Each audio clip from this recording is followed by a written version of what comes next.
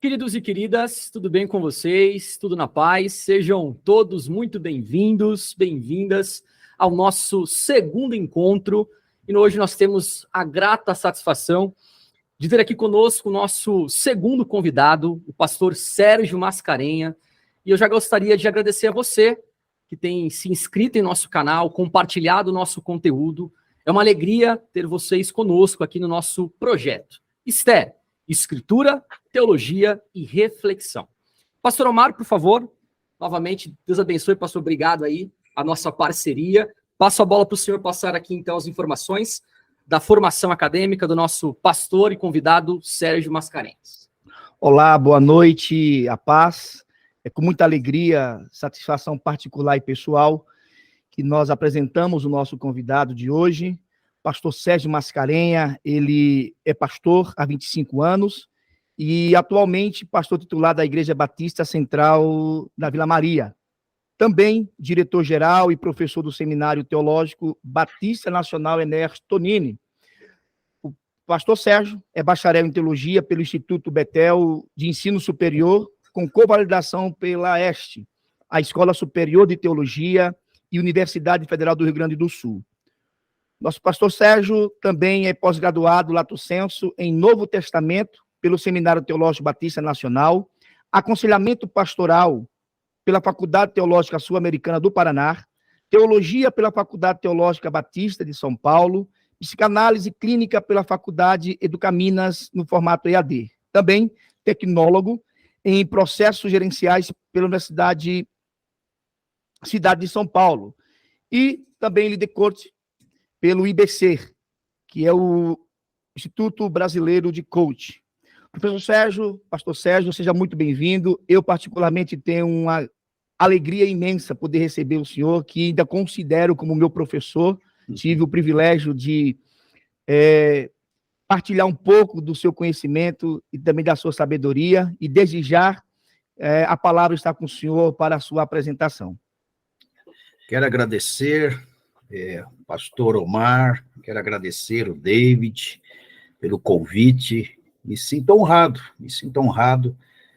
de ser o segundo aí na lista, e obrigado por abrirem esse espaço, me darem voz para falar um pouquinho aqui, e acredito que será edificante para todos nós. Orei por isso, para Deus nos usar, e de alguma forma esse encontro que hoje está no campo virtual, se fosse um tempinho atrás, seria o presencial, mas no virtual espero que alcance mais pessoas e que essa iniciativa de vocês possa consolidar a fé de muitos. Então eu agradeço, viu? Uma honra para mim, e muito obrigado, então, pelo convite. Obrigado. Posso, então, iniciar aqui? Pode, sinta-se bem. Ok. Queridos, eu, diante deste convite, eu estou com um tema no meu coração, é uma preocupação, é um misto, entendo dos avanços tecnológicos da nossa era, mas a preocupação gira em torno da espiritualidade. E a proposta, então, nesta noite, por uma reflexão, dentro desses moldes do virtual, é trabalhar a era da esteticidade laudicense. É esse o tema que eu dei para a gente fazer uma releitura da carta do Apocalipse, capítulo 3, versos 14 a 22, à igreja de Laodiceia. E depois nós finalizarmos nessa fala com o evangelho, dentro da carta mesmo, a postura de Jesus, o conselho de Jesus, a reorientação de Jesus. Então, isso classificamos como o evangelho, como resgate da verdadeira eclesiologia e, consequentemente, da verdadeira espiritualidade. Então, a título de introdução, eu percebo uma ameaça, não só na minha igreja, na minha denominação, mas na dos pares, na dos colegas. Há um clima escatológico no ar, nós sabemos disso, no que tange as questões políticas do Estado, já temos sinais no que tange às questões culturais e globais, nós também temos sinais, e nós vamos perceber aqui que esse tema pode ser, apesar de uma carta de 2000 anos, pode ser muito relevante para nós. Então, rapidamente, eu vou fazer a leitura da carta e vou tentar me concentrar já na era da esteticidade, né, do estético, a era do estético na igreja de Laodiceia. Traduzindo, seria isso. Então, diz lá, e ao anjo da igreja que está em Laodiceia, escreve, isto diz o Amém, a testemunha fiel e verdadeira, o princípio da criação de Deus. Eu sei as tuas obras, que nem és frio nem quente, tomara que foras frio ou quente, assim porque és morno e não és frio nem quente, vomitar-te-ei da minha boca. Como dizes, sou rico, estou enriquecido, e de nada tenho falta, e não sabes que és um desgraçado, miserável, e pobre, e cego, e nu. Aconselho-te que de mim compres ouro provado no fogo para que te enriqueças, e vestes brancas para que te vistas, e não apareça a vergonha da tua nudez. E que unja os olhos com colírio para que vejas.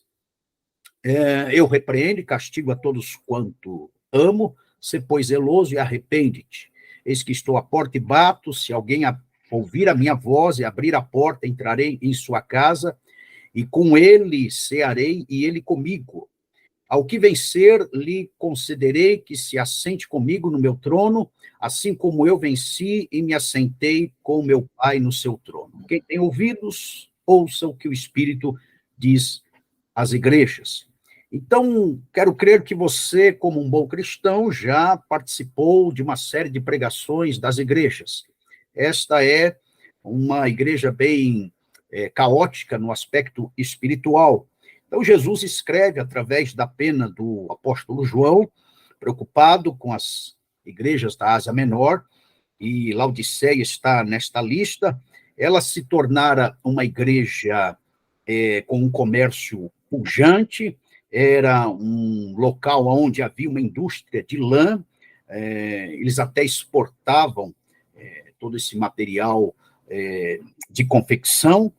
Havia também um acúmulo de riquezas, e por conta disso, você sabe, onde há dinheiro, o poder reina, o poder manda.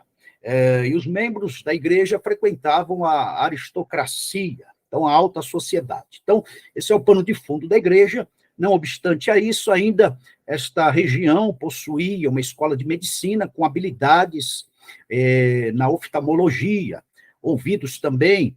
Então, eles desenvolveram ali algumas especiarias, ungüentos para o tratamento de olhos, e, consequentemente, uma fábrica de colírio. Essa igreja sofre, nessa região, um terremoto no ano 60, e eles até rejeitaram um investimento financeiro, econômico, uma ajuda do Estado de Roma, por conta dos seus recursos. Então, era uma igreja bem abastada, era um bairro nobre. Um outro aspecto importante, para a gente poder entender logo mais o pano de fundo, é que a água para Laodiceia, ela vinha de 6.000 milhas de distância, conduzida por aquedutos. Então, as fontes jorravam através dessa condução de longe, vinha da região de Heliópolis. E, consequentemente, quando chegavam em Laodiceia, as águas estavam mornas. Um outro aspecto interessante, como pano de fundo, é que eles eram muito devotos ao culto a César. Então, o Estado era o seu Deus, o imperador era o Quírios, o grande senhor. Nós vemos pistas de que quem fundou esta igreja, lá em Colossenses capítulo 4, verso 12 e 13, por certo, foi Epáfras, provavelmente. E então está lá registrado através da pena do apóstolo Paulo sobre esta região. Então, ele cita lá no verso 13 que Epáfras tinha, então, zelo pelos irmãos de Laodiceia. Jesus, então, queridos, vai falar a esta igreja. E ele dá o tom dele, ele é o Amém, o verdadeiro, o sólido, ele é a testemunha fiel, aquele que contém totalmente o propósito de Deus, sincero na sua fala, totalmente autêntico, confiável, que não há sombra ou variação, não há engano, o princípio da criação de Deus. Então ele dá suas credenciais, ele já se autentica como Messias, como divindade, ele é a origem de todas as coisas, e estamos falando no aspecto da eternidade. E então ele vai gerar a mensagem para esta igreja. Eu associo muito atualizada esta mensagem, porque ele fala assim, sobre a mediocridade espiritual, que é intragável. Então, verso 15 e 16, nem é frio nem quente. Ele está fazendo menção, ele está usando uma linguagem para se identificar com o que eles entendiam, até no aspecto físico e cultural, muito prático. As águas vinham mornas. Eles sabiam o que Jesus estava falando. Jesus é muito diretivo, muito acessível na sua fala. Nem é frio, nem quente. Tomara fosse frio ou quente. Então, Jesus está falando de posicionamento desta igreja. Eu creio que, no aspecto escatológico, a qual nós já temos um pé, pelo menos, minimamente, o Senhor requererá de nós uma posição. Porque diz ele que a mediocridade ou a mediação de uma postura ou o lado de equilíbrio diante da sociedade, da cultura caída, a isso Jesus chama de mornidão, pois aquele que é morno, nem é frio nem quente, ele vomitará, vomitar-te-ei da minha boca. Então Jesus está refutando isso. Isso serve para nós nos dias de hoje, um alerta, uma advertência moral, espiritual, uma crítica de Jesus ao que está acontecendo, ao pano de fundo do que nós já estamos vivendo. Então, cabe aqui, eu creio que a palavra nesta noite é preventiva e é uma palavra de alerta, independente da denominação. Eles eram, então, apáticos, para serem mornos, indiferentes, despreocupados, atitudes mórbidas no aspecto espiritual, e essa postura Jesus identifica, porque em outras cartas ele começa falando que ele tem os olhos como chamas de fogo. Traduzindo para nós, Jesus escaneia todas as coisas e perscruta todos os ambientes. Então ele refuta isso, essa mornidão espiritual. É o que já está acontecendo. Mateus capítulo 24, verso 12, por se multiplicar a iniquidade, ser pulsante o pecado, o amor de muitos esfriará. Então, está aqui, Jesus denuncia essa frieza e hostilidade ao evangelho, e ele, em segundo lugar, agora, ele comenta da incapacidade daqueles irmãos e, consequentemente, daquela igreja como um todo, por conta das riquezas. Eles não estavam distinguindo com discernimento a verdadeira riqueza, porque no verso 17, Jesus também pontua, falando o discurso, a narrativa daquela igreja. Sou rico, estou enriquecido e de nada tenho falta. Então, eles estavam amalgamados com o contexto materialista da cidade. Isto se encaixa para nós nos dias de hoje. Esse discurso prepotente, autossuficiente, de uma igreja que conquistou um pouco mais em termos de riquezas, de posses, de marcas, de endereços. Isso sobe a cabeça, isso faz com que as pessoas invertam rapidamente os valores. Então, a cultura da autossuficiência, que estava migrando para dentro dos corações deles, é denunciada pelo próprio Senhor da igreja. Ele não aprova, e ele não coaduna com aquela independência, com aquela autonomia. Nós, por nós mesmos, por conta da queda, já somos autônomos e independentes. Imagine se nós sairmos debaixo do senhorio de Cristo, porque na fala do verso 17, eles comentavam, de nada tenho falta. E volto a dizer, aquilo que pontuei na introdução, no ano 60, um terremoto, eles não pediram ajuda. Eles mesmos se resolveram nesse aspecto.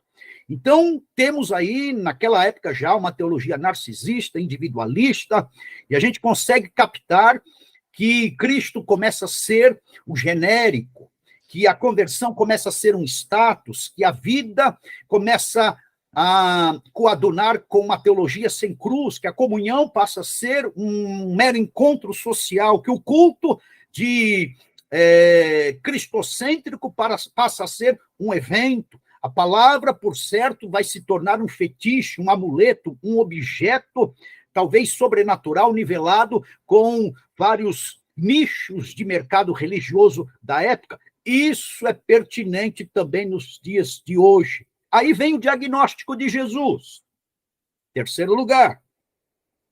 Ele vai comentar, então, o seguinte: é como se a igreja passasse por um médico especialista e ele tecesse o que é necessário acontecer. Então, Jesus como especialista da igreja.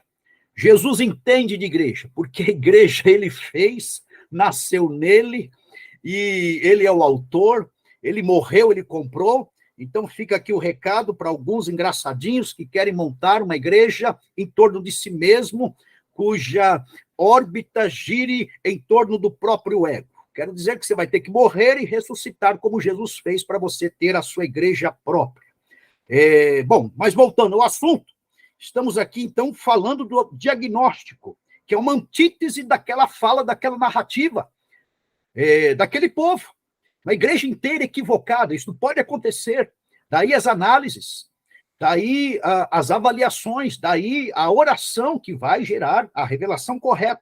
Então, na fala de Jesus, no diagnóstico, Jesus declara o seguinte: vocês nem sabem que vocês são desgraçados, que vocês são miseráveis, que vocês são pobres, que vocês são cegos, que vocês estão desnudados diante da minha presença. Então, vamos lá. O desgraçado aqui, não providos de graça. Então, a graça está ausente. Na melhor das hermenêuticas aqui. Estou até sendo generoso com esta igreja. Mas vamos avançar aqui. Miserável.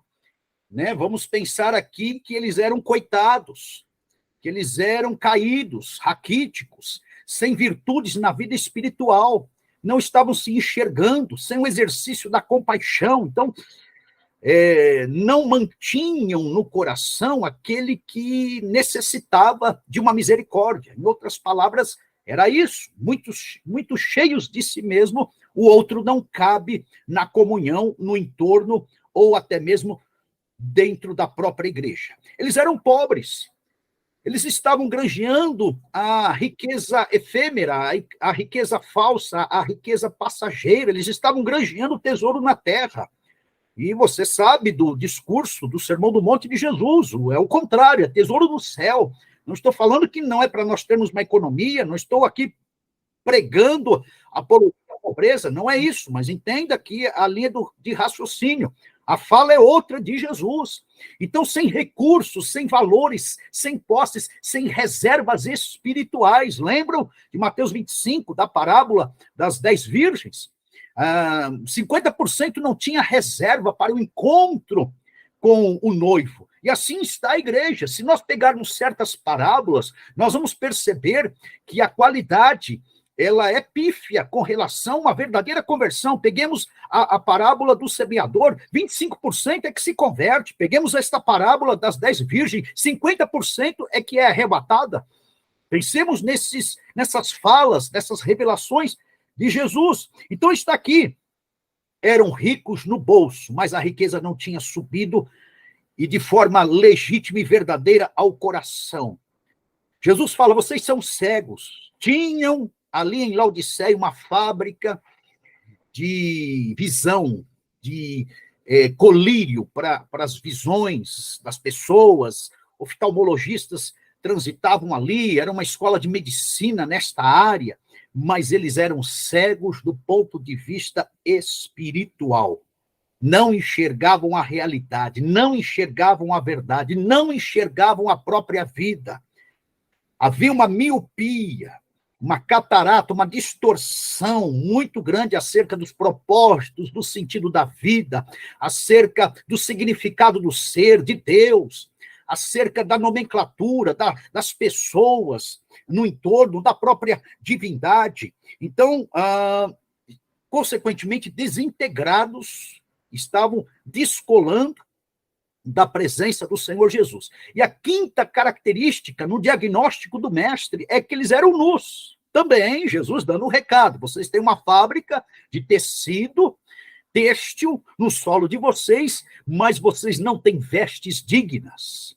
Essa famosa indústria, ela não produzia uma vestimenta a contento, não era a melhor roupa. Aqui é um paradoxo, aqui é as entrelinhas que Jesus trabalha. Muito bem, então está aqui uma igreja que se identifica muito com, inclusive as nossas. Eu quero me incluir aqui nesta fala, porque no chão de fábrica ali do pastorado que tenho, não está fácil com esse clima todo de pano de fundo que nós tecemos. E aí, verificando, então, a era do estético. Estético significa aparência. Nós estamos numa era onde é idolatrada a aparência, onde a marca se torna forte, o endereço é relevante, onde há uma supervalorização para o belo. Uma prova fácil disso é o número de academias que aumentam.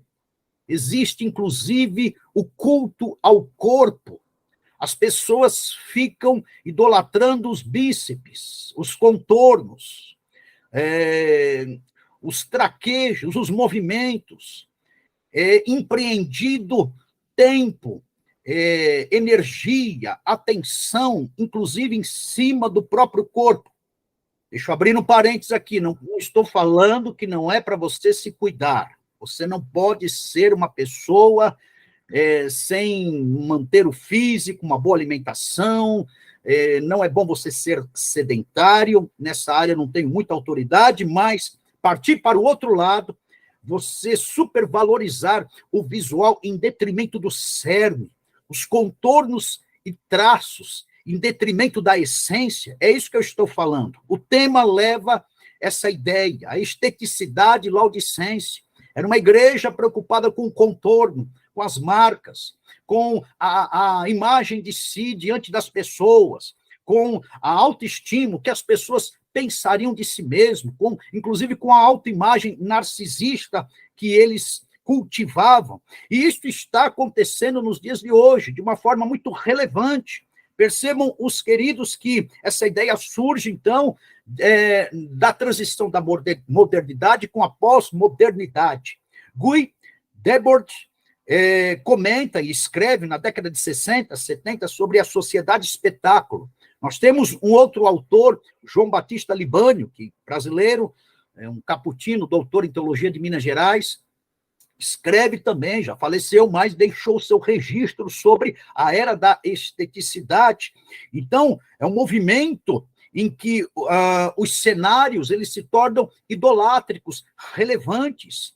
As pessoas começam a escapar para o estético, idolatrando o estético, até como uma fuga daquilo que é prejudicial, daquilo que é caos, daquilo que é sofrimento. Então, as pessoas não querem pensar em termos de sofrimento, de miséria, de guerra, de política caótica, de corrupção no solo brasileiro, de muitas pessoas desprovidas por conta da injustiça social, da opressão social, enfim, elas não querendo pensar sobre isso. Então, há uma fuga para esse campo estético e elas tornam esse estético o sagrado para a sua vida.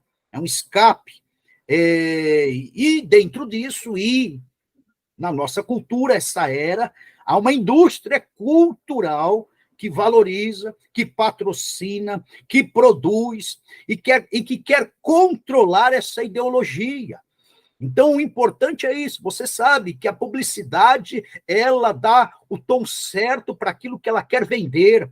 Ela foca no produto certo daquilo que ela quer produzir como indústria, como mercado, como avalanche de vendas. Então, consequentemente, há um esforço dessa indústria cultural para dominar esses valores, os valores do estético, para supervalorizar, hipertrofiar a imagem e, consequentemente, nós temos sem número de pessoas fugindo da realidade. Quando você foge da realidade, porque você está deixando o cerne, a autenticidade, o que é eixo de lado, você compromete a verdade. E aí está o perigo.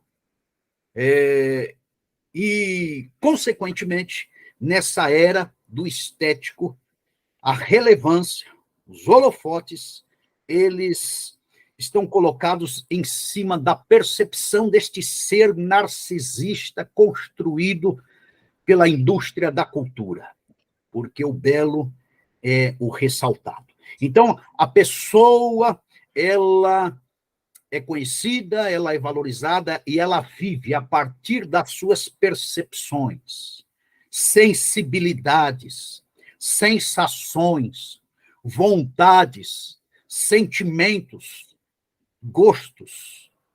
Não importa a verdade. A coisa é sutil. Não é de uma hora para outra. Eu comentei que o filósofo francês Guy Debord comenta isso desde a década de 60. A coisa vem sendo mudada, transformada, pressionada, da modernidade para a pós-modernidade. Então, querem atingir os neurotransmissores do prazer para tornar esse ser prepotente e ele mesmo determinar a sua existência naquilo que agrada e naquilo que não agrada. Ele faz a sua vida em torno disso. E esse ser dentro da religião, ele começa a ditar as regras daquilo que agrada e daquilo que não agrada, com base nesses motes todos que foram colocados aqui. É a marca, é o dinheiro, é o status, é o endereço, são as posses. E, consequentemente, quem não entra nesse jogo fica fora do sistema global. Porque hoje você se conecta com o mundo. Então, se você não se deixar influenciar por esses valores, se você não se deixar vulnerar por estes valores, você fica fora deste jogo. Eles chamam jogo. É o jogo da vida. É o jogo da vida nos dias de hoje. E, consequentemente, este ser humano fica muito confuso entre ficção e realidade. Porque ele está em torno de si, sensações, sentimentos, gostos, sensibilidades próprias, ou seja, uma voz externa, divina, superior, transcendental, já não afeta o coração dele, já não muda, já não transforma, já não excita nada. Ele está em torno dele mesmo, verdade, realidade, isso é colocado de lado. Ele constrói um mundo muito pessoal, porque o virtual dá condições dele conceber este mundo.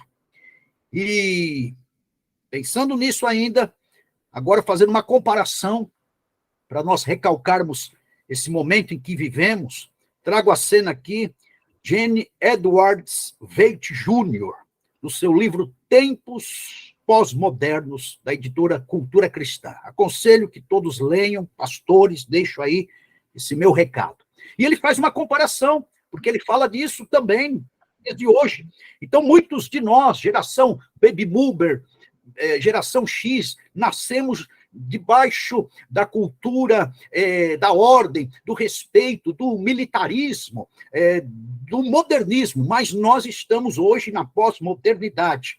Outrora, na nossa época, determinações, só que o mundo de hoje, esse mundo que está sendo desconstruído, que está sendo pressionado, é marcado por indeterminações, por fragmentações, por discursos relativistas muito frágeis. Outrora, hierarquia, hoje, anarquia. Outrora, era o modelo, era o tipo, era o protótipo, era a forma, era a ordem. Hoje, é o mutante, é o indefinido, múltiplas identidades, você sabe disso. Nos Estados Unidos foi detectado mais de 70 tipos de identidade, ou seja, o ser humano não nasce mais homem ou mulher, ele nasce um ser híbrido aí, que ele vai sendo construído e caricaturado por ele mesmo. Hoje, então, se vive a antiforma.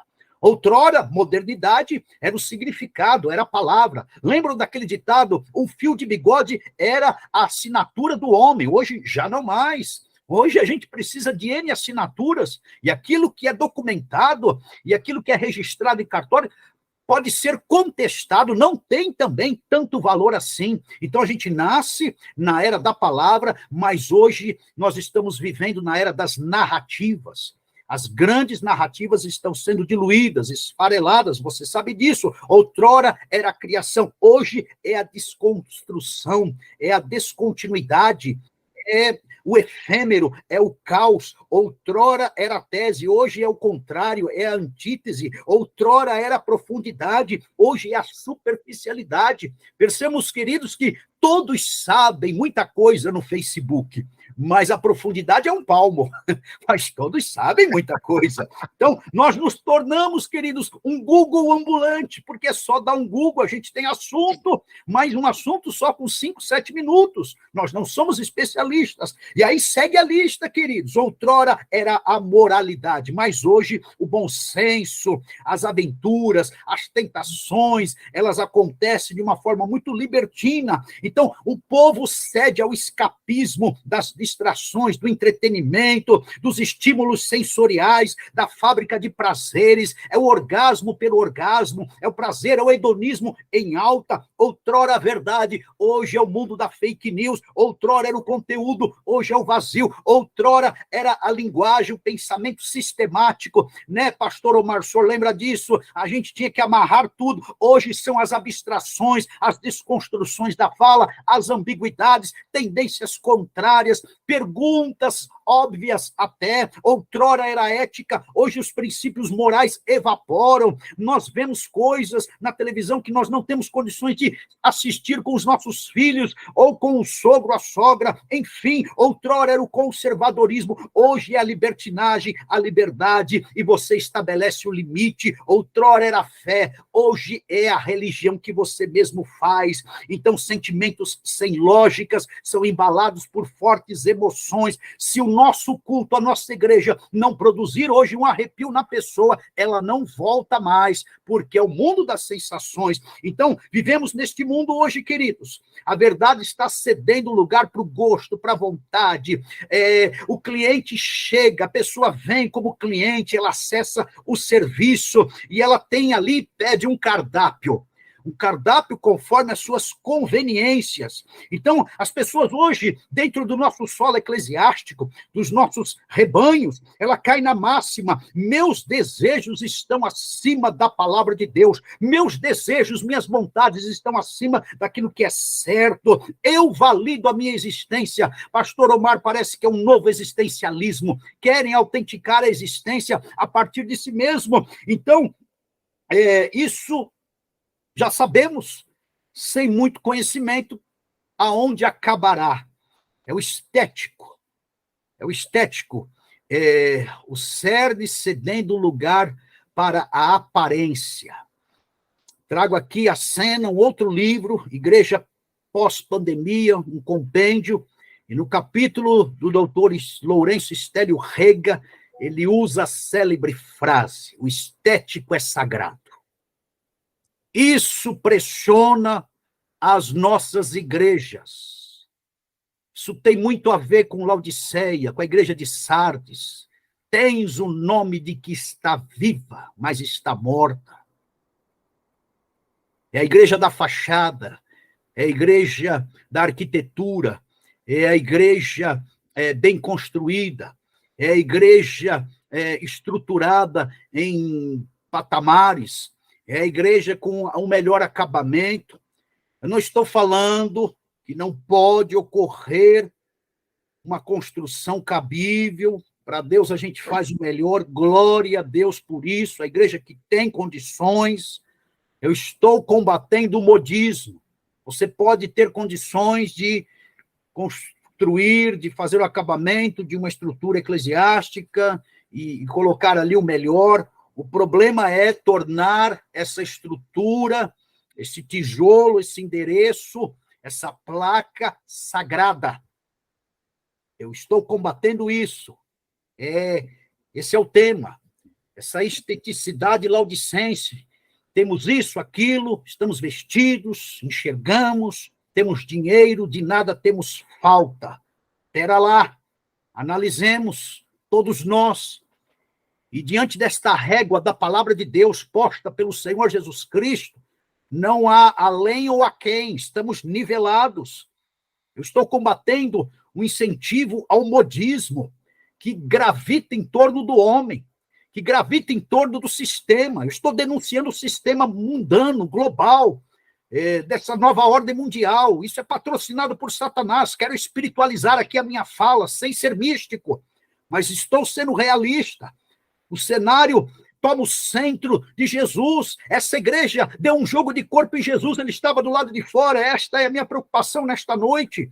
Não podemos transformar o palco no altar, sendo o foco máximo. Não podemos ambientalizar as coisas em torno de homens. Não podemos perder de vista que o culto é em torno de Jesus ressurreto. Não podemos tornar mais relevantes as nossas faculdades, aguçar as nossas sensações no ambiente litúrgico ou no ambiente isolado das nossas vidas cristãs. Audição, visão, olfato ou toque, dentro dos nossos momentos cultuais não podem ser mais relevantes do que a Trindade, do que a palavra, do que a adoração, do que a comunhão, do que o poder de Deus manifesto. Então, eu estou falando tudo isso para que analisemos as nossas liturgias, porque o real está dando espaço para o virtual, e aí eu entro aqui num aspecto mais litúrgico, sim, aonde a exposição na mídia ela se torna mais importante do que o teu momento cultico. De repente, nós temos ali 10 obreiros, 5 obreiros trabalhando na comunicação de uma igreja sem se concentrarem num culto. E quando eles passam no meio da igreja, fazendo a exposição, fazendo as conexões, isso se torna até um status. A visibilidade toma conta de tudo, as pessoas querem aparecer, inclusive uma máxima é exatamente essa: hoje viver é aparecer. Quem não está nas redes sociais não existe, não vive.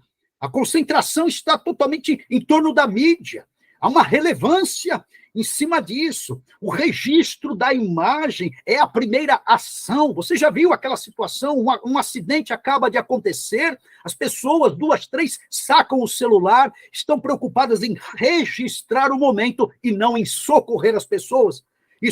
Essa cultura está caindo para dentro dos nossos púlpitos, dentro das nossas liturgias, dentro dos ambientes domésticos de todos nós. A tecnologia, esse instrumental midiático, ele dita regras, ele dá o tom, ele põe a velocidade, ele inverte valores. Então, esses ambientes, cuidado, eu estou denunciando isso, queridos.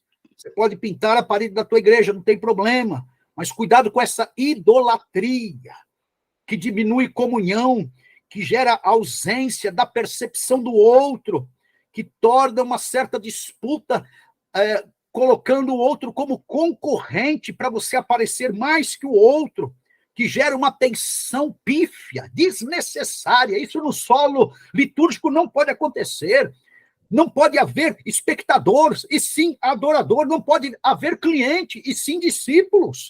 Nós não podemos ter essa tensão lá dentro. Eu respeito a parábola de Jesus, claro, do trigo e do joio. Eu entendo essa polarização, mas não podemos nos render a isso no meio de uma liturgia. Então, o ambiente de fé, ele não pode se transformar no teatro.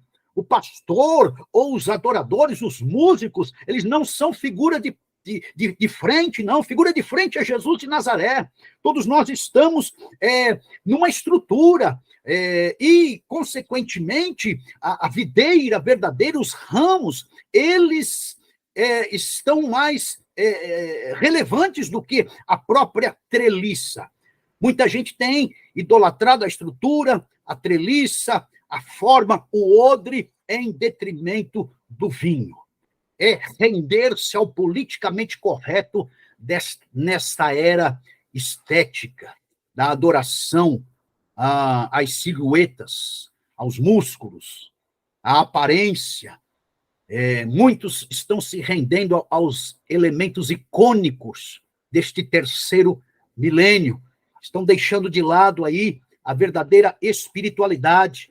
Então, ao invés da pessoa prorromper numa oração, numa concentração, num momento intimista de línguas estranhas com o Senhor, ele está preocupado em tirar uma selfie, ele está preocupado em registrar o momento ou coisa parecida. Enfim, e o efeito máximo afeta a espiritualidade desta igreja, afeta o contorno desta igreja, afeta o propósito de Deus, a penetração do Espírito Santo nesta igreja. Quero dizer que nós não temos mais aquela igreja de 60, de 70, é outra.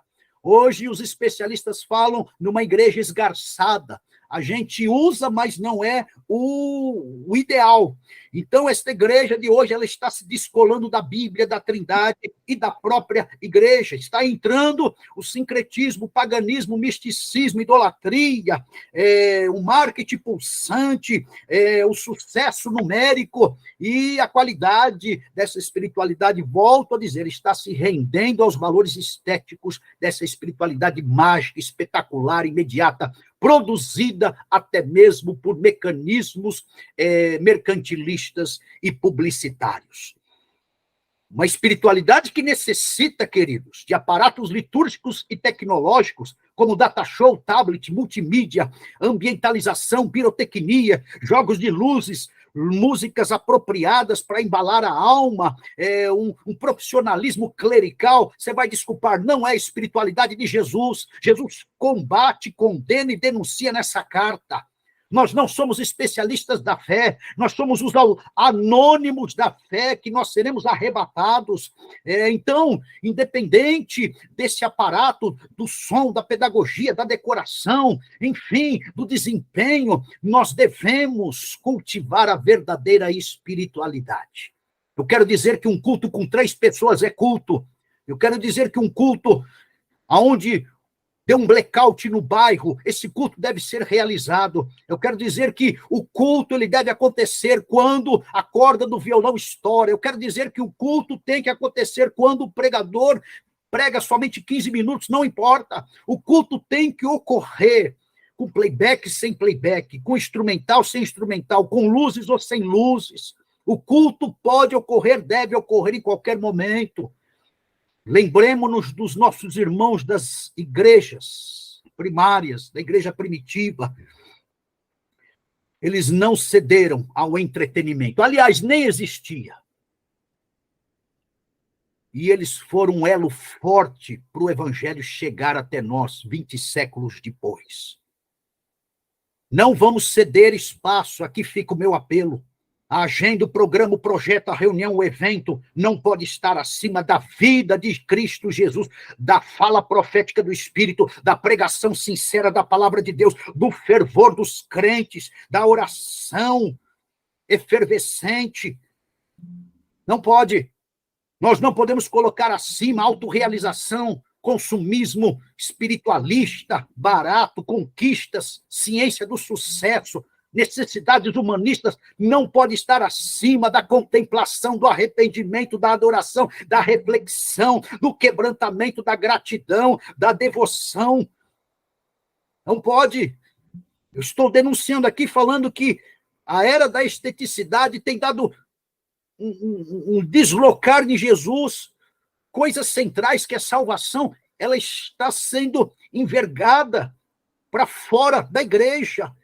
E o eixo tem sido esses aparatos baratos que estamos colocando aqui. Pragmatismo, imediatismo. Está acontecendo no nosso solo. Os frutos do Espírito agonizam para gerarem mais frutos. Dentro de nós e dentro de outros. A virtude da paciência não existe, porque tudo é rápido. O vetor velocidade acontece de forma muito imediata. E aí, muitos líderes, pastores, estão sofrendo porque a rebelião aumenta, submissão não existe. Fica difícil talhar um obreiro, fica difícil conduzir uma ovelha, fica difícil aconselhar um rebelde, muito difícil.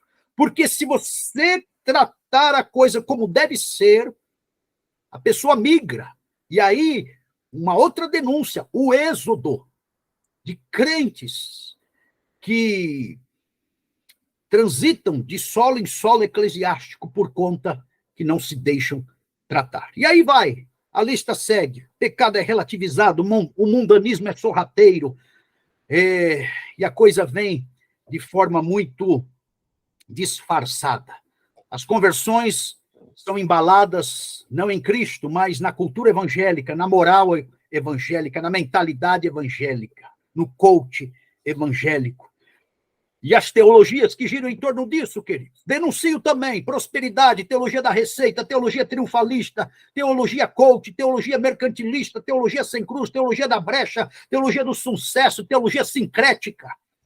A gente trabalha uma exortação no domingo à noite, o crente pula para outra igreja no culto de segunda, terça-feira, na teologia do sucesso, porque ele não foi abençoado no domingo, foi exortado. Está difícil. E os cientistas da religião falam que esse frenesi não vai durar muito tempo. Esse surto religioso presente dessa era do estético, ela tem data de validade, porque as pessoas continuarão com o vazio de conteúdo, com a falta de paz, com a frieza e indiferença. As pessoas continuarão na monotonia cotidiana, na ausência de propósito. E o que é mais importante, Jesus estará ausente do coração, reinando. Muito bem, falando isso, eu não quero despedir você na negatividade. Vamos voltar para a carta de Laodiceia. Vamos resgatar isso. Jesus, quando põe o dedo na ferida, ele dá a solução. Então está aqui. Aconselho-te, verso 18. Aconselho-te que de mim compres ouro provado no fogo, vestes brancas, para que te vistas e não apareça a vergonha da tua nudez. Então ele está falando, seja discípulo. A ideia e a cultura do discipulado deve ser resgatada. Deus não tem clientes da fé. Deus não tem sócios.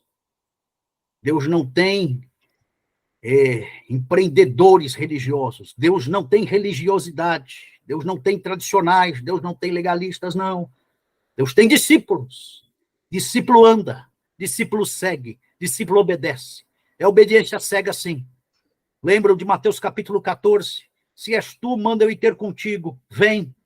O discípulo põe o pé para fora da zona do conforto. Ele pisa em solo vulnerável. Ele testa a sua fé. E Deus também provoca a nossa fé para nós sairmos dos nossos eixos e seguranças. Ser discípulo é ir após Jesus. Jesus dá o comando, a gente obedece. E a ordem de Jesus aqui, pague o preço. Eles compravam muitas coisas. Isso cabe muito nos dias de hoje, porque nós vivemos esse mercado como Deus, o consumo pulsante, as plataformas publicitárias vendendo à torta e à direita. Então, se é para comprar, vamos comprar a coisa certa, está falando Jesus, vamos comprar a redenção, aconselho-te que de mim compres. Pague o preço da vida cristã. Eu sei, a salvação é de graça, você não precisa falar isso, mas a vida de discipulado tem preço. Então, abra mão daquilo que compete com Jesus. Deixe de lado aquilo que é entretenimento. Não se distraia com outras agendas. Deus tem no céu uma agenda que ele coloca, introjeta no teu coração. Pague o preço através das renúncias, através da obediência, da acomodação à palavra de Deus. Então, ele está falando, pague o preço, compre ouro refinado, ou seja, algo legítimo. Só Cristo concede. Valor eterno, divino, salvífico está nas mãos do Senhor Jesus. A riqueza é Jesus. Não vem de mãos humanas. Você não compra na Conde de Sarzedas. O dinheiro não compra, você adquire pela fé. Vinde comprar, e disse o profeta Isaías 55:1. Muito bem. Vocês têm uma indústria têxtil, mas o conselho de Jesus é: compre vestimenta para a alma, vestes brancas para que vistam, para não aparecer a nudez. A lã desta cidade não cobre o pecado do homem. Jesus está falando isso. Compre. Efésios 4:24, se revista. A ideia mesmo é vestir, se vista com o caráter de Cristo na regeneração do novo homem. Paulo fala aos Colossenses também, revestivos como eleitos de Deus, santos e amados, de entranhas de misericórdia. de benignidade, de humildade, de mansidão, de longanimidade. Se você tiver algo muito longe disso aí, ou próximo disso, comece a pensar. Esse tem que ser o teu caráter. Pastor Omar, eu vejo muita gente desprovida de misericórdia. Crentes, pares, muita gente soberba, não há humildade, não há mansidão, não tem paciência com o outro que chegou agora na fé na igreja. Benignidade, generosidade passa longe, se tornaram profissionais da religião, da denominação. Só o sangue de Cristo. Enfim, e aqui está, unge os olhos, é um outro preço que deve ser pago, apesar da medicina, é o preço da nova consciência, da nova visão.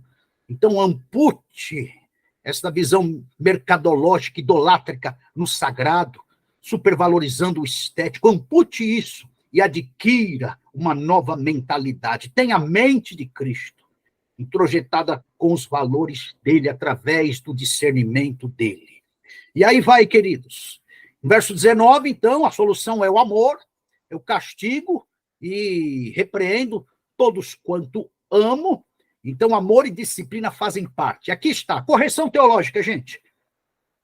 Muitos nesta geração acham que a disciplina de Jesus é desamor de Deus. Errado. Totalmente errado. Deus ama, Hebreus 12. Como pai, ele corrige. A têmpera do cristão de hoje não suporta o mínimo de correção, exortação, admoestação, disciplina, castigo. Fica até difícil falar disso num púlpito, domingo à noite, igreja cheia. Isso parece que a gente tem que falar de forma sorrateira, nos bastidores e porões da fé, de forma segredada. Olha a que ponto chegamos. Está difícil até para pregar para crentes, para pares. Uma pregação dessa esvazia a igreja. Eu estou falando por mim. Os crentes não são afeitos às correções. Já fui estigmatizado de santarrão, de autoritário, de onipotente, dentro do solo eclesiástico. Não entenderam a correção, não entenderam o meu não entenderam a visão que Deus estava dando, não entenderam que não era para aquele momento, tinha que esperar um pouco mais, não entenderam. Falta fruto do Espírito, e está aqui Jesus falando. Quem eu amo, eu repreendo. O bastardo, ele deixa para lá. Mas aquele que se converte não é bastardo. Pode até ter sido abandonado pela mãe. Ele tem agora uma nova filiação, a identidade dele é afirmada em Cristo Jesus. Então, nessa fala aqui, do verso 19, é o arrependimento. Aonde entra o arrependimento nas nossas igrejas, diante de tanto estético, diante de tanta aparência, diante de tanta mídia, diante de tanto virtual, ambiente virtual. O que está reinando? Soberbo, orgulho, vaidade, autopreservação, autossuficiência. E pode ser que você analise a minha fala nesta noite achando que eu estou exagerando. Eu quero pecar pelo excesso. Não tem problema de eu ser julgado por você na tua análise, eu terei a humildade de ouvir a tua crítica, mas eu quero pecar pelo excesso do que pela falta. Que essa fala minha tenha eco e coloque todos nós atentos para o que está para acontecer. Estou falando que esta década, 2020 a 2030, ela é fatídica na história mundial, com essa nova agenda mundial sendo implantada. É agora que nós temos que abrir os olhos, sim. Então, elucide a mente, a fé, a consciência. Verso 20, estou à porta batendo. É a chance, é a graça, é a oportunidade, é o kairós de Deus. Se você ouvir, se arrepender, corrigir aí essa rota de distorção, dar voz de comando aos pecados justificáveis, amputar essa mão, estercar aí e arrancar este pé que aponta para a tua caminhada, que aponta para as tuas atitudes, e os olhos apontam, disse Jesus lá no Sermão do Monte, para as cobiças, concupiscências, para os desejos desordenados, que amputemos tudo isso, façamos veredas retas, fortaleçamos os nossos joelhos trôpegos. Jesus está à porta do nosso coração batendo, é a essência.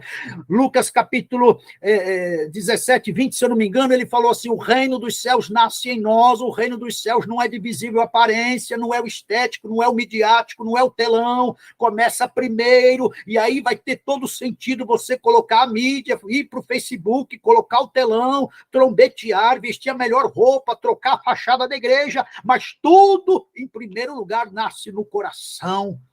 Está aqui, verso 20, então, eu quero encerrar, queridos, falando que há esperança para nós. Claro que há. Concebamos Deus como Pai. Busquemos a Deus. Alicerçamos a nossa espiritualidade de forma cristocêntrica. Entendamos a hierarquização da coisa. O vinho está acima do odre. Não idolatre o odre. Não encapsule a tua denominação, a tua estrutura, a tua alvenaria. Não faça isso. Construa uma espiritualidade comunitária. Nossa espiritualidade não é individualista. A gente entra no quarto, é parte dela, mas a gente vai em comunhão, cesta básica, diaconia, intercessão. A gente vai para o abraço, para o aperto de mão. A gente ora uns pelos outros. A gente aplica 27 mandamentos de reciprocidade no solo eclesiástico. Nós devemos erigir, eu falo aqui, uma espiritualidade com base na palavra, como disciplina cotidiana, pessoal e também comunitária. Entendamos isso. Final do Sermão do Monte. Aquelas 2 casas, você viu o resultado, você sabe do resultado. Aqui caiu é porque ouvia e não praticava. Aqui se manteve em pé, ouvia e praticava a palavra de Deus. Coloque em exercício as disciplinas espirituais, intercessão, confissão, arrependimento, quietude, meditação, contemplação, revelações, a devocional, conforme eu falei no teu quarto, e a liturgia de adoração em torno de Jesus. Essa é a solução. O espaço tem que estar ambientalizada entre pessoas. Clero e laicato são um só, nivelados pela cruz de Cristo. Eu estou falando aqui do Salmo 133. Se queremos uma unção nova, se queremos um orvalho novo, se queremos uma fertilidade, uma produtividade, se queremos a interferência do céu, se queremos um mover de Deus, algo que venha de forma avivada, legítima, nós precisamos desta unidade de espírito, e outros textos corroboram com isso também, sabendo que, depois desta comunhão, eu estou encerrando com isso, nós somos e sairemos como sal da terra e luz do mundo. Sim, um ambiente litúrgico, ajuntamento solene maravilhoso, mas a gente sai a campo, a gente sai no fronte de batalha, a gente sai nas ruas, trem, nos transportes, a gente transita na casa de parentes e faremos isso, estamos fazendo isso como sal da terra e luz do mundo. É da terra, é do mundo, não podemos nos autopreservar. É isso, queridos, essas são as soluções que eu encaixo aqui no final desta carta a Laodiceia, e meu ponto final é esse. Que igreja queremos ser? Solução é o Evangelho. A igreja de Laodiceia tem o prata e tem o ouro. Mas a igreja de Jesus, ela é mais pulsante, relevante. Ela fala, em nome de Jesus, levanta e anda. Você escolhe a igreja que você quer ser, que você quer participar. Pense nisso. Irmão, diácono, presbítero, evangelista, pastor, colega, meu par, pense nisso. Seremos a igreja dos últimos dias, a da prata e do ouro, da mídia, da aparência, estético, ou a igreja do, em nome de Jesus, levanta e anda. Escolha aí. Obrigado, Deus abençoe todos vocês. Pastor Omar, David, em nome de Jesus, obrigado pela oportunidade. Glória a Deus. Obrigado, pastor Sérgio. Eu acho que o David tem uma pergunta para o senhor, aproveitando esse momento que é único. Eu, particularmente, ficaria até o raiar do dia ouvindo o senhor, viu?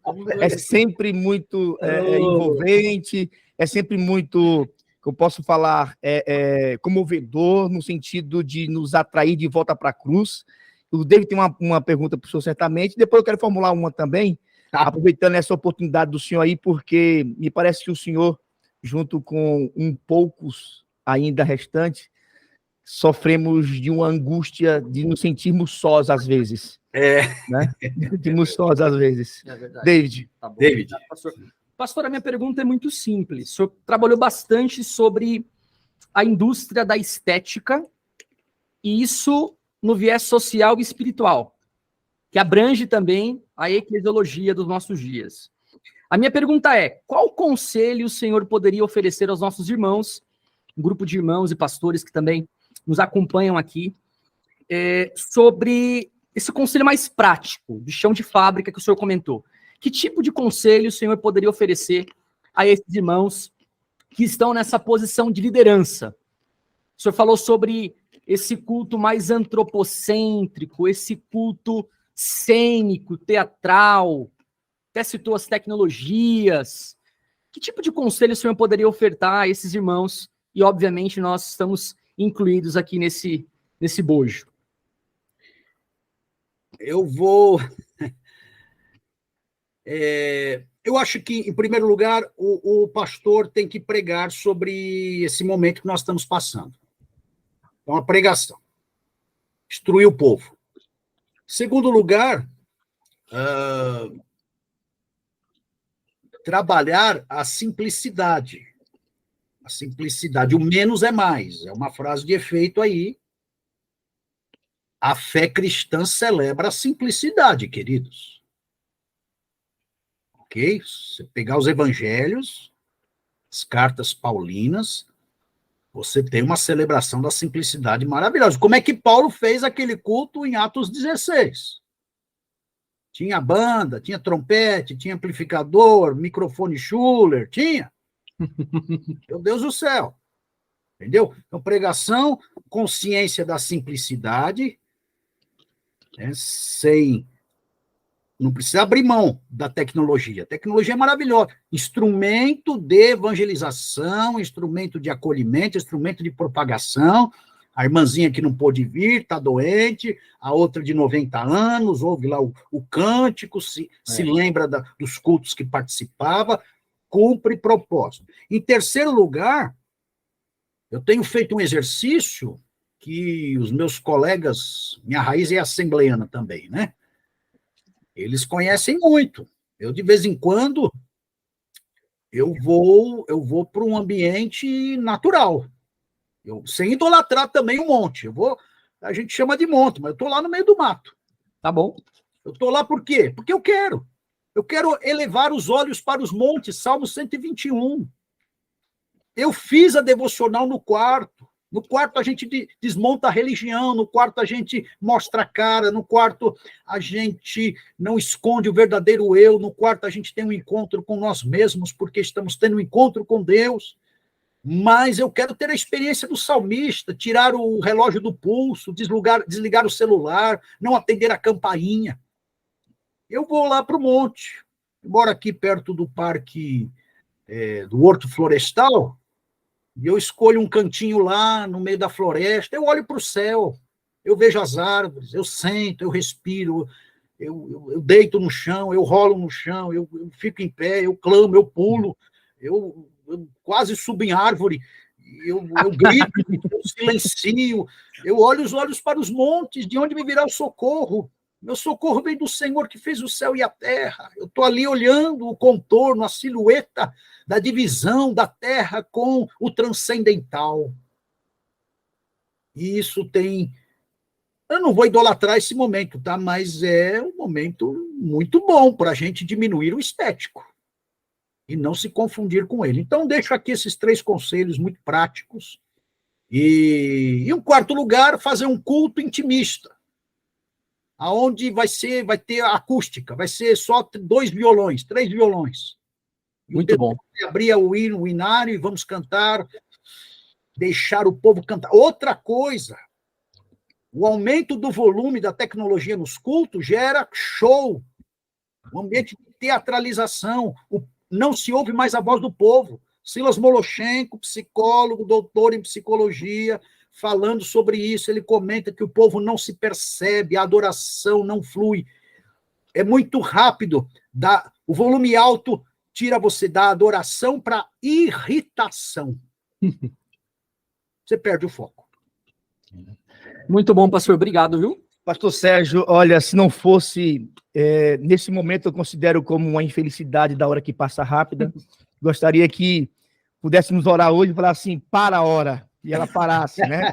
Eu sei que sofreríamos aí alguns cataclismos, algum evento, fenômenos climáticos no mundo todo, mas seria muito bom, viu? Mas, antes do senhor fazer as considerações finais, também aí dispor a forma pela qual as pessoas podem estar entrando em contato com o senhor, lhe convidando, né, e também apresentar um pouco do seu trabalho, eu quero fazer apenas uma ponderação e ouvir do senhor um complemento.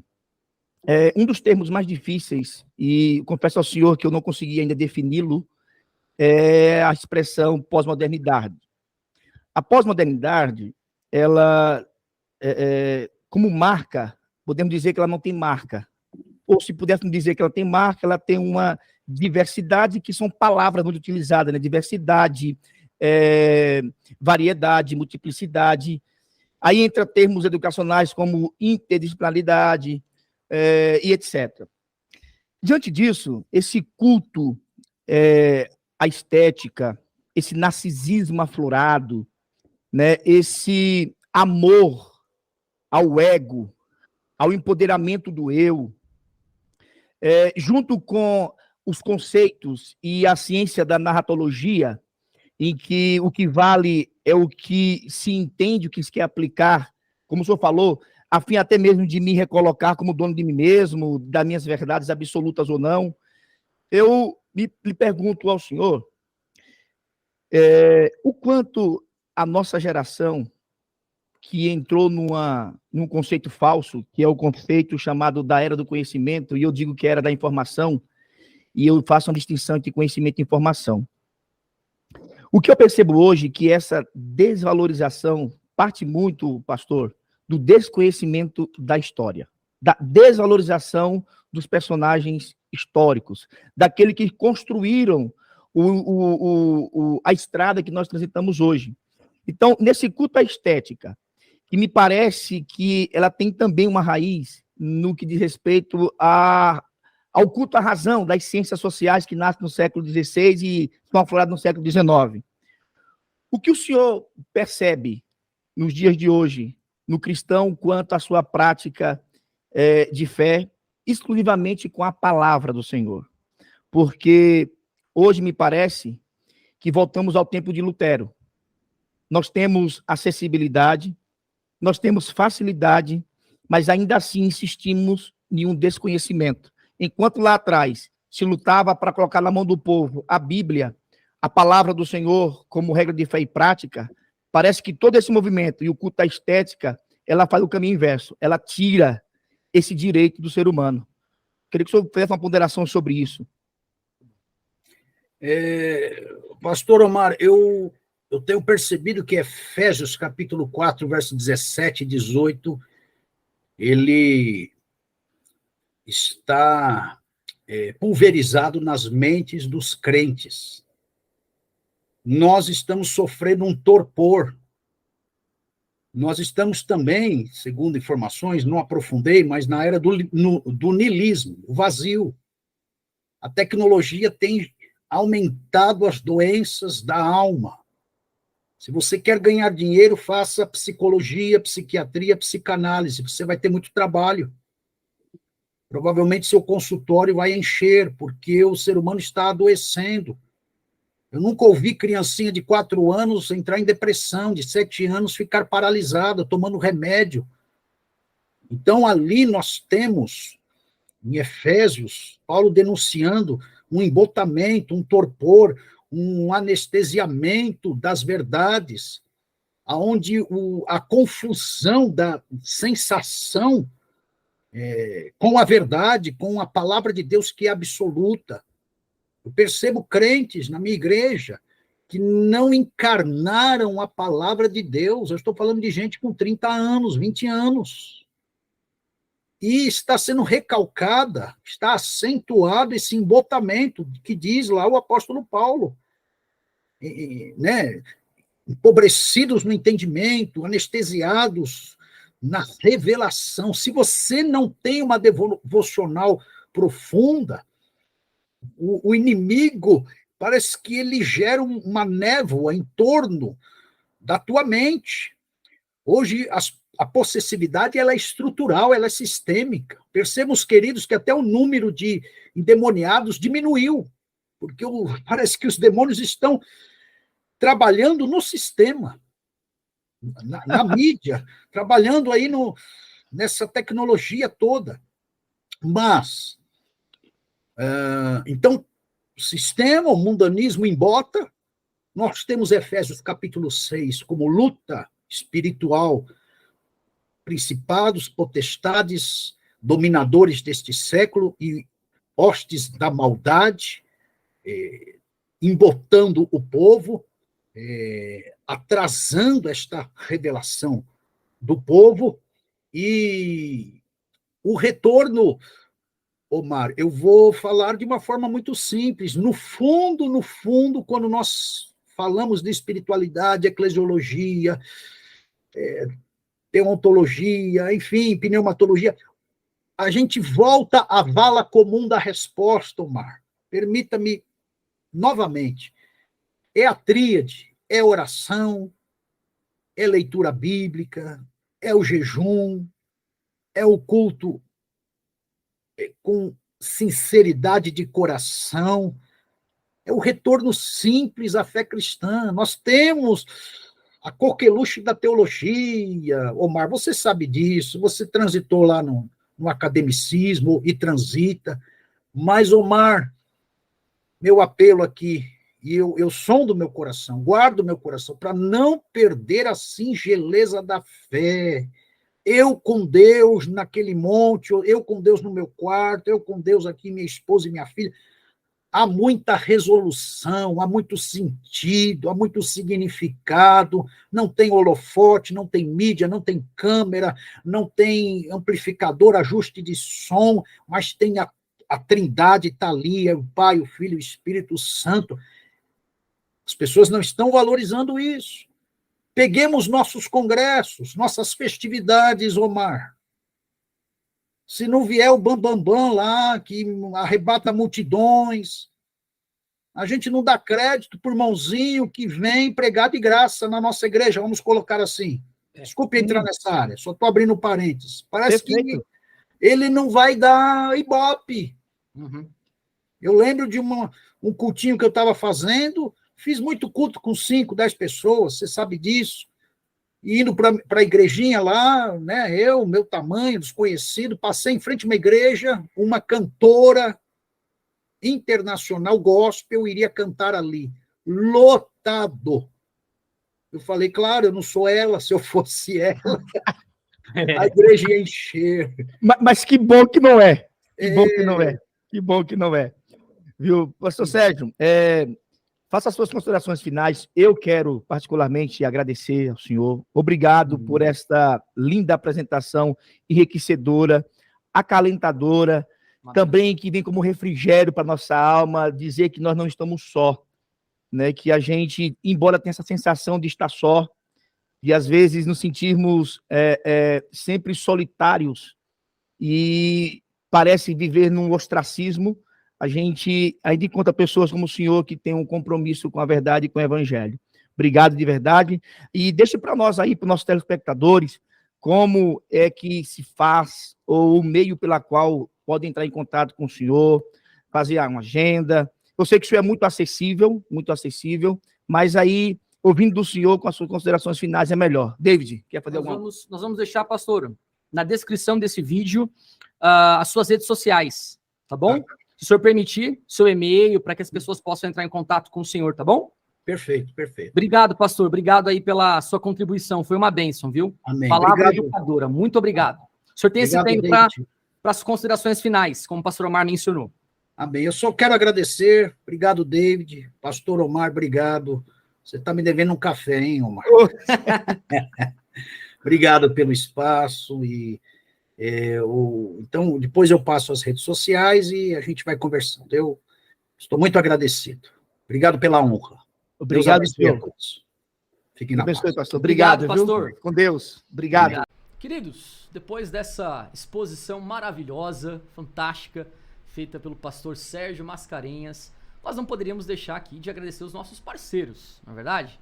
Temos aqui o nosso irmão Moacir, ele que cuida de toda a parte técnica de mídia, é um grande parceiro nosso aqui. Muito obrigado, meu irmão, que Deus continue te abençoando, é um grande apoio para nós. E temos também a grata satisfação de ter aqui conosco agora um novo parceiro, a Music Móveis, aqui em nome do pastor Noé Galdino e do seu filho Silas Galdino. Muito obrigado pela parceria. E se você não conhece, a Music Móveis atende a cenários de casa, móveis, itens de som, né, microfones, todos os equipamentos e aparatos aí para a sua igreja. De qualidade são os equipamentos e também um preço fantástico. Não é verdade, pastor Omar? Além disso, qualidade e instrumentos musicais também. Verdade. Queremos aqui agradecer a você, nosso telespectador, que esteve conosco até este momento. Agradecer novamente ao pastor Sérgio Mascarenhas pela exposição extraordinária, ao David, que foi um dos intermediadores. Obrigado. Também convidar você a agendar aí o nosso próximo encontro, já tem data definida, será os dias 23 de outubro, se Deus assim o permitir. Então não marca nada, né? Deixa na sua agenda aí, divulga, aciona lá o sininho, tá bom? Curte a gente, segue-nos lá no Instagram, tá certo? Que Deus tem coisa boa para mim e para você, para o nosso elevo crescimento, tanto intelectual quanto espiritual. Deus te abençoe.